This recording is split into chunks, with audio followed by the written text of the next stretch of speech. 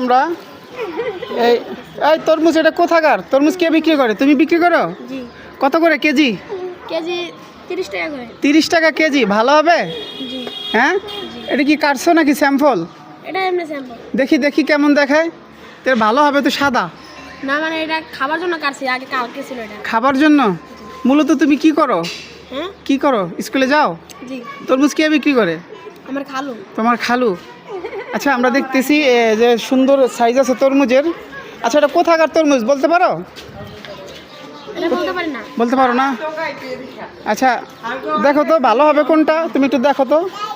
এটা একটু হাতে নাও দেখো তো ভালো হবে না তুমি বুঝো বুঝো বুঝো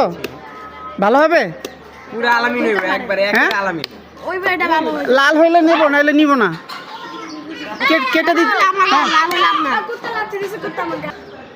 আচ্ছা এটা আমি কিন্তু কাইটে নেব যদি লাল হয় তাহলে নিব নাহলে নিব না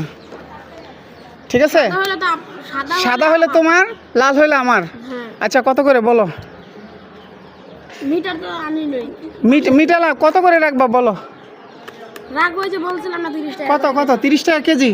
ভালো জিজ্ঞাসা তাই শোনো সাদা হলে তোমার লাল হইলে আমার আচ্ছা ঠিক আছে ওকে আচ্ছা আচ্ছা কাটো এটা